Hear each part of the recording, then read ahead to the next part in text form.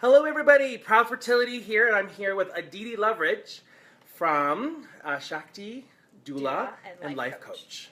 So, hello. We're a little late this this afternoon, but this is our speaker series, and you're our second speaker series ever, Yay. Joined by your little puppy here. Yes. He's very excited.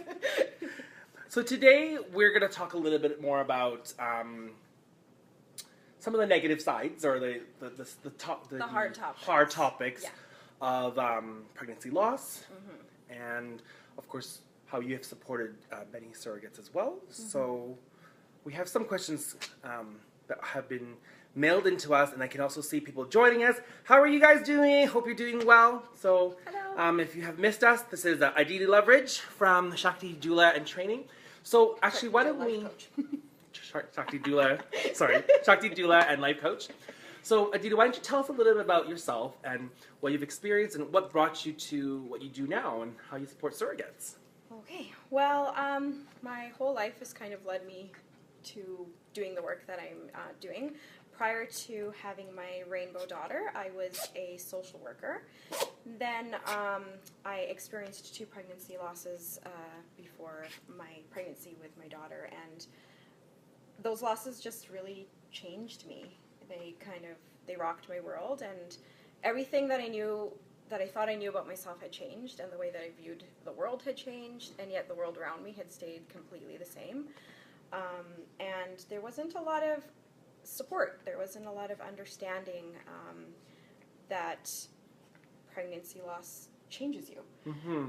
So I knew I wanted to support women, so I became a doula after the birth of my rainbow baby, my daughter. I started supporting families that way. My first family that I supported, the first lady, was a surrogate mom. Let's just go back. So for those of you who don't know what a rainbow baby is, that's a good thing, because people think... So rainbow children are... children who died. No, rainbow babies are babies that are born after previous pregnancy loss. So they are your living children that are born after loss. Okay. So after my living daughter was born, I became a doula. I supported families, and then I became a life coach because I really wanted to enhance that support. I've noticed with the families I support, there's a lot of emotional, mental health support that they're needing, even more than the physical. The physical stuff is a lot of the way that I'm feeling. Is this normal, or I just need a space to talk about the anxiety, the fear, the worries that happen in subsequent pregnancies after loss. Okay, so I want to make sure that I want to establish my interest in this topic, as well. Yes. So for me, I've experienced this pregnancy loss not as a woman myself, but as an intended parent. So I also consider my losses as a bit of as a rainbow child as well too. So it wasn't a baby that was born like breathing and then. So we'll talk a little bit more about that terminology, how we understand that term. Yes. So for me, we can talk about our losses. So I lost my first surrogate baby, I guess, at 12-week miscarriage. And the other one was a stillborn. And so I think people have different reactions at different stages as well. So what was your kind of loss? Definitely. Your one rainbow child? My rainbow child is my living one. So my 2 losses were early first trimester losses. One was an ectopic pregnancy, which was very traumatic because it was a medical emergency. I ended up having a medical emergency surgery. So that was very traumatic, and didn't really have time to process that it was a loss of a baby because it happened so quickly and there was a lot of trauma. But you're right, it does affect people differently depending on where they are in the pregnancy or where the surrogate mom might have been in the pregnancy. So for me, as in the work that I do as a life coach, I recognize the loss of a baby if that mom says, I have lost a baby. So even if she just found out, that is still a loss, because with loss of a baby, as you, a loss is a loss, and I'm sure you experience that when you experience loss. It's a loss of a child, but it's also a loss of something so much greater it's a loss of all the hope and possibilities that that child represented for you. Okay. So one of the things I have on my agenda here as well is just to discuss, as the woman yourself who experiences loss, what are some of the things or comments or experiences you've had? And I can also chime in as well. So I know that I've spoken to many women who have had experienced pregnancy loss, and they said that people were like, "Oh, when are you due still?" Because the weight is gone. So can you tell us a little bit more about that? Or Yeah, it's like the baby is already kind of gone. Yeah, people are like, "Oh, when are you due?" Or there's a lot of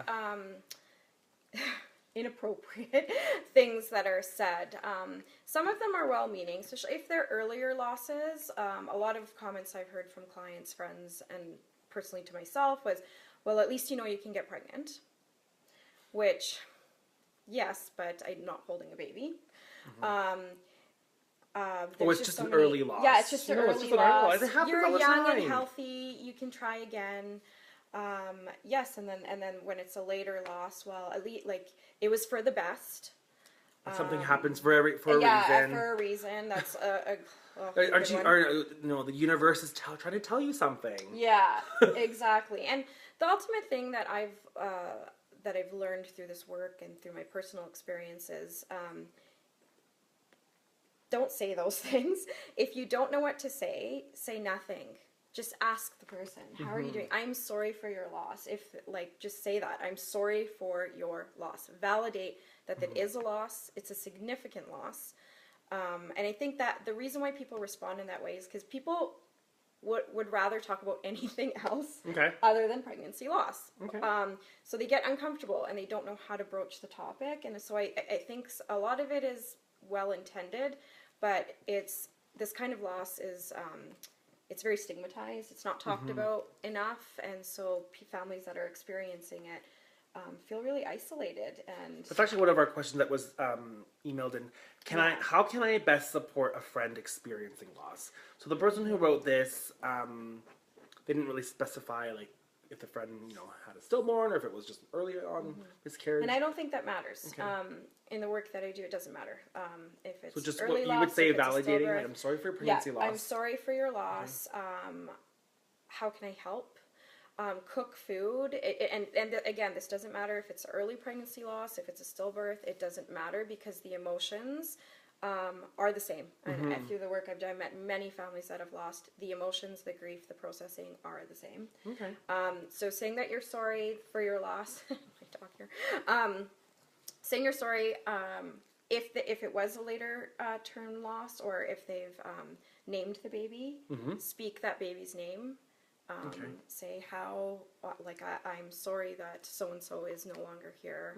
On anniversaries, so if the due date is coming up, send a card. If at Christmas, the holidays are particularly a hard time for families of loss because their loved one is not there. So write a note to them. I'm thinking of your baby.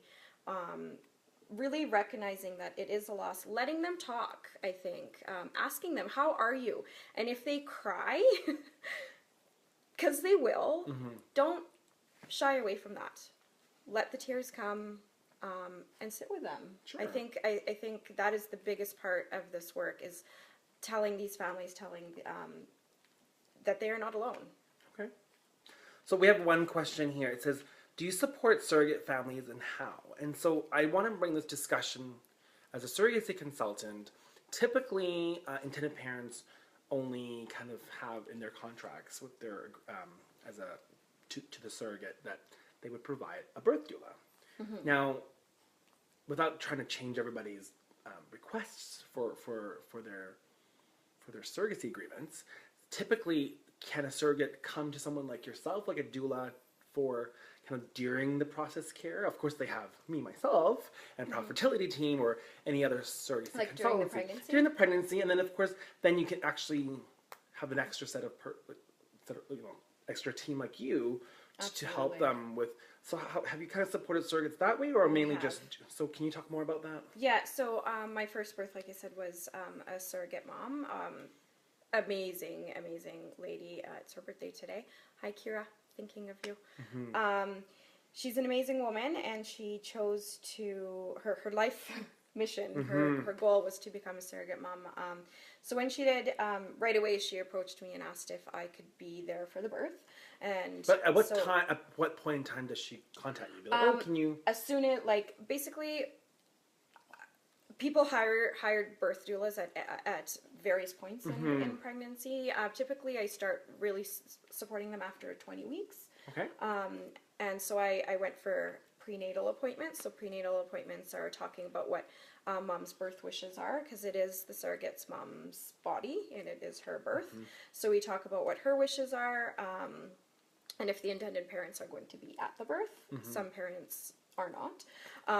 So we talked a lot about that. In this case, the intended parents were not in the room for the birth. They got to take babe as soon as babe was born. Okay. And so we kept in touch at 20 weeks until baby was born, going through prenatals, any kind of questions that would come up that maybe she felt she didn't really ask at the doctor's appointments or things like that. And just really for support, like, just, I'm in your corner, I'm here to listen. And so you supported that specific person. You said her name was Kira. So at like 20 weeks she comes to you and you're already kind of by her side. That's obviously a much more amount of time than, say, someone coming to you, say, in their 35th week, right? Yeah. So in those extra 15 weeks, there could be a loss that happens. Have you worked with someone who's experienced loss as a surrogate, and then, I mean, that can happen with anybody. Yeah. How would you be able to support them, and do you still charge for your services, kind of thing, or? Yeah. So that's a good question. So for surrogate moms, I personally haven't experienced a surrogate loss. Yeah. How I would support them would be the same as I support any mom. So how would that process work? So if there was a loss, obviously, and if they've hired me as a birth doula, if there's a loss, obviously I would be refunding them if they've paid me full amount, because I wouldn't be there. Well, actually, I do go in for births. So if it was a stillborn, I would go. I probably wouldn't charge them the full price, just because out of my heart. But yes, I do charge for my services if it's a live birth or if it's a stillborn. That's actually another good question right here too. It says, do you support people when they are on their births for their stillbirths? So yes, people don't really understand that. Like, if you know that you are going to have a stillborn, even if it's like a day before, you can call a doula and say, I need someone there. So can you tell us a little bit more about that? There are loss doulas out there. We're called loss doulas. And that is what we do. So we support you. We support moms who have had early loss as well. So, because a lot of times if a woman is experiencing a miscarriage, she's very uncertain as to what's happening with her body, what to expect. So she likes to call or text for support. And I can also help memorialize that loss as well, because there's rituals and you can get those remains cremated. There's a lot of ideas. And if it's for a later loss, a stillbirth, yes, I would absolutely could be there for the birth. It is a birth, just like a regular birth. Your body goes through the same thing. And it's really important to have a doula at the time of loss for that emotional piece, because it's very highly emotional, and we like to really make sure that after baby's born, you get the opportunity to have time with your baby and memorialize the baby, get pictures taken, do the things that you want to do as a parent with that baby. And so we kind of talk you through that process and make sure that you're not having any sort of regrets through the process. Okay. So, yeah. So as a consultancy, I am a very big advocate about having doulas support surrogates. So what I want to be able to tell the intended parents that they're investing in this. What's also in it for them, not only for the surrogate, which is a very important part of them as well, but how would a doula be able to support intended parents in a surrogacy journey, which I think is a great question right here. How do you support intended parents, and also specifically if there was intended parents when there's a loss too? So I'll answer both. That's a huge thing. A doula would support, when I supported that surrogate mom, I also did offer some support to the intended parents of reminding them that having a birth doula in the room, because there was some back and forth about whether the parents would be in the room or not, and the intended parents. So they were not. So I reminded them that having a birth doula was actually very good for baby, because mom is going to be supported. So mom's going to be more calm, going to probably be able to birth that baby in the way that is best for her, which will then affect how the baby's born. And the support for intended parents, again, talking to them, listening to their concerns, letting them know that, because sometimes they might feel, well, I didn't get to experience the kicks and I didn't get to experience the birth, and reminding them of ways that that they are the parents of this baby, and kind of supporting and giving them ideas of bonding immediately after birth, doing skin to skin, all those kinds of things that can happen. I think, birth doulas, postpartum doulas are like super important for the intended parents. Because actually, I've been to several, of course, surrogate births, and the intended parents really are just so focused on the baby. It's not that they don't care about the surrogate, but like, oh my gosh, you've waited all your whole life, and the focus changes from the baby, from the surrogate to the baby, and so I know that some surrogates have felt kind of a little bit left out. Yes, 100%. And maybe their partner, but maybe they don't have a partner. Maybe it's a single surrogate, or not, for that matter. Too, so it's hugely important for that surrogate mom to know that she's done an amazing thing, and that you're in her corner as much as. Okay. So then, what about supporting intended parents when there is a loss? So I would support intended parents if there was a loss, the same way I would support any family with a loss, just because that baby was not in your body, as you know. The loss is real, and it hurts, and it needs to be honored, and it needs to be spoken about. I encourage, so just letting them know that it's real, and I'm here for you, and I'm sorry for your loss, and how can I help? How can I support you? Okay, good. We have a question right here. Are doulas permitted in the room when they're doing a C-section, and how does a doula support a surrogate? Question. Or actually any woman giving birth if it's a C-section? Good question. Are they allowed in the room? So it depends. It depends on the hospital policies. So like every hospital kind of differs. So usually what will happen is in a C-section, one support person is allowed in with mom. So that would be then up to mom, who she wants with her. So it could be her husband or her wife or her. Yeah, but it can only be one. Some hospitals have like a window. Okay. So the doula could be like kind of in the window, like the observing. Well, I know of some hospitals where even if it's a C-section, it's bring on the crew inside. So yeah, so I mean, it really varies, and I don't know.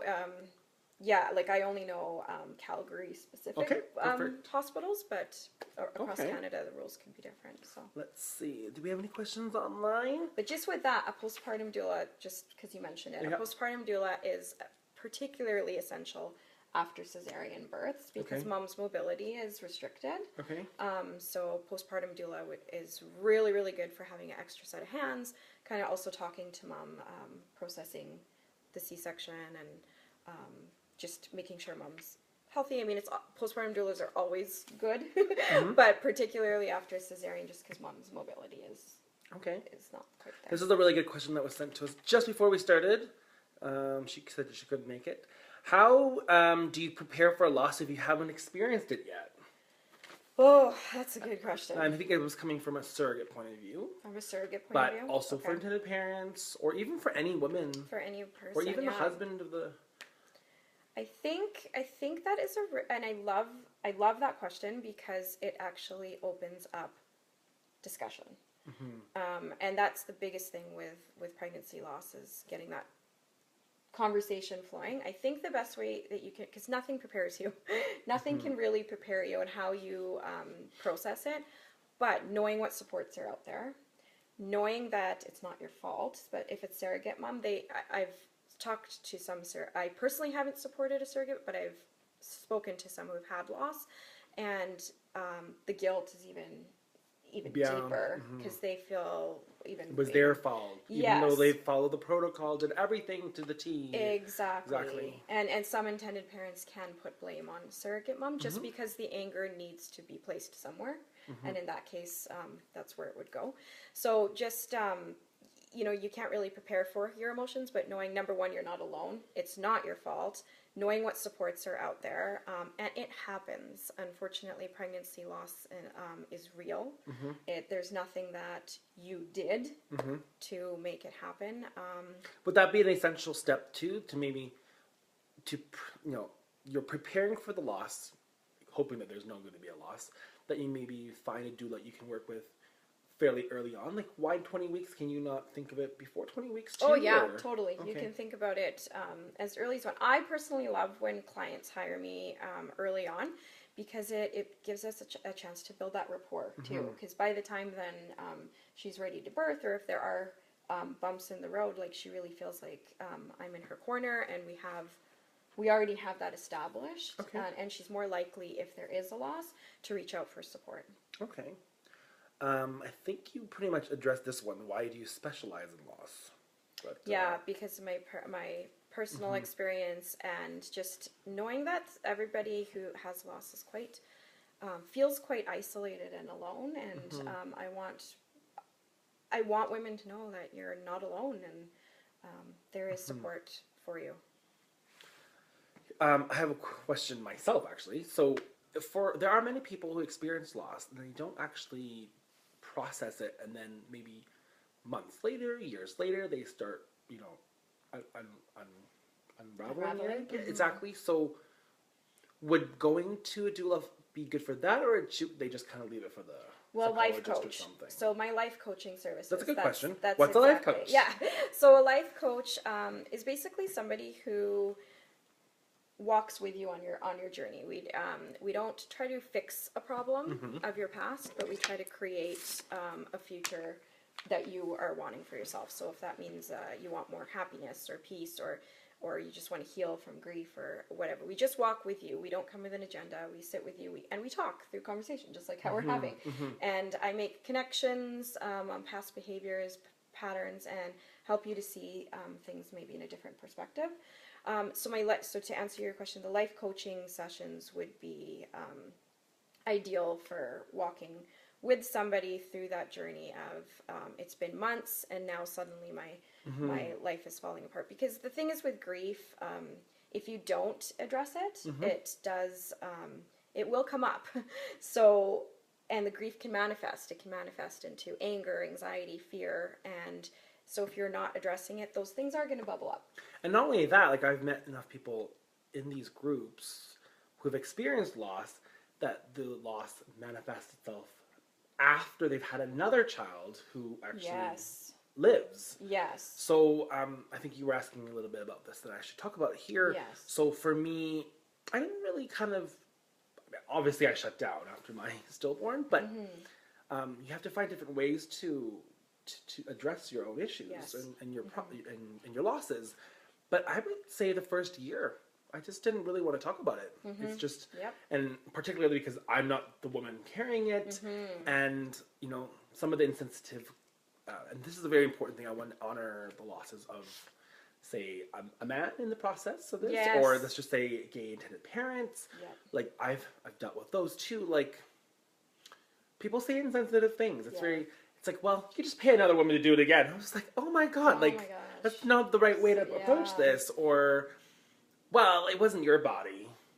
And so, it's just stuff like that. So I think it's important that, like, you know, this is years after now, and I'm really finally able to kind of, you know, talk about these issues and then just kind of put them to the side. And these are losses that will never necessarily go away forever. Yes. So it changes you in this, that and I'm sorry that those people reacted that way. Firstly, people sometimes you just say things that are good intentioned. Exactly, and they're uncomfortable. Pay another woman to do it, which first of all wasn't really paying, but it was just like, well, you know, what about like me? I'm losing too, right? Yes, so, and it's huge. So I am sorry that was your experience. Unfortunately, that is so many people's experience. Because we don't honor these losses, and that's the thing. So how you responded by just shutting down.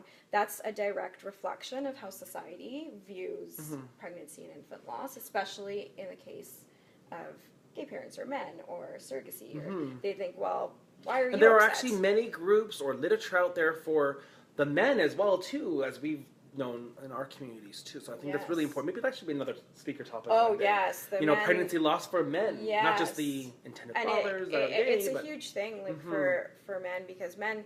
Next series. Yes, we're doing this. Good. Yeah, I love it. Love it. Sing to my soul, Nathan.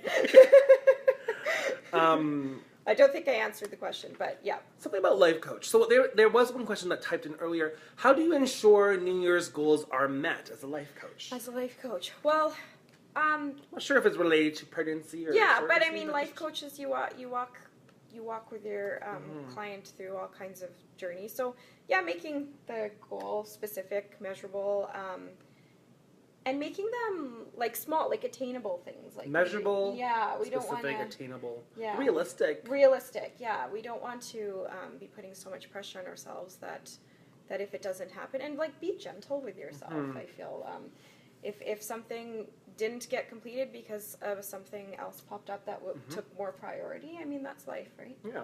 Well, actually, I do want to ask about dealing with pregnancy loss. Do you find that a lot of your clients plan the next pregnancy as if it's a way to deal with the pregnancy loss? Oh, that's such a good question. I feel like for myself and many intended parents, like the next step is, okay, I guess we can't use that surrogate anymore, and she probably won't do it, so let's just find another one. And just move on. Or, which is not like they're discarding a surrogate like she's a piece of meat or anything. No. But, I mean, some people just deal with losses just in different ways. Yes. So is that something that you would necessarily advise to others, or even to me as a consultant for my company? Well, that's the thing with my life coaching. Specifically right now, I have a lot of clients right now that are trying to conceive after loss, because that's their goal. They want to get pregnant right away, and move forward. Which, of course, that's the goal. You want to have a baby. You want to move forward. You need to create a sacred space, though, to really talk through the loss while you're moving forward. Because if there are hiccups, if it does take longer to get pregnant, or anything, though, you're going to feel even more frustrated. So having somebody to talk to. So, like, for you as a surrogacy consultant, it would be great to say, okay, yeah, sure, like, we're not telling you wait if you're ready, because only you know when you're ready to try again. It could be 3 months, it could be 3 years later. Yeah, it varies for everybody, but during that process of trying to conceive again, it's super important to talk to somebody like me. Just have that person in your back pocket for those difficult days. If there's a cycle that didn't take, if one of the treatments didn't work, because it does intensify the grief. I think a lot of preparation for it on how to react based on a loss is very important. But also honoring your losses is important, whether it's a failed embryo transfer, or if it was a miscarriage or stillborn. I just feel like it's very unhealthy just to start on the next cycle, like right away. Especially even if for the intended parents or surrogate too. Yes, I agree. Like, everybody needs time to and the big part of my life coaching work with the pregnancy loss is about, like, I really preach about sitting in darkness. We live in a society that is, like I said, no one wants to talk about pregnancy loss, infant loss. So we live in a society in general that are uncomfortable with negative emotions and darkness. And so when it happens to us, our first instinct is to push it down and move forward.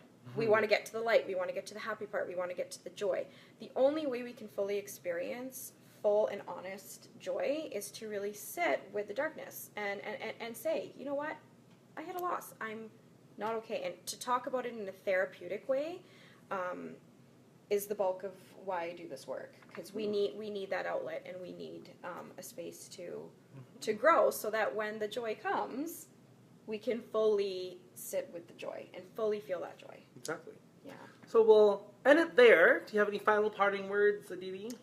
No, I just thank all you these so questions much. have the answers. Yeah, thank you guys so much for tuning in. This was awesome. So, if you want to check out Aditi's Facebook page, it is Shakti, Doula and Life Coach. And make sure you tune in the new year. Happy holidays. We have on the 6th, do you want to introduce? We're going to talk about placenta. Placenta art. Placenta Woo! art, not just placenta. It's with hopefully Kimmy Dewick from what is her business? Rebel Mama. Rebel Mama. Yeah, exactly. Rebel Mama. So me and Kim did our birth doula training together. She's awesome, super creative. Who doesn't want to join and then just... It is quite interesting. I'm not sure if I would... Well, I guess I don't have a placenta for any art. But I'm not sure if I would do any art with that. But of course she'll talk about placenta encapsulation and... Super empowering and creative and just such a beautiful way of honoring the female body and yeah, it's beautiful. You guys should all check it out. Take care. Bye. Bye-bye.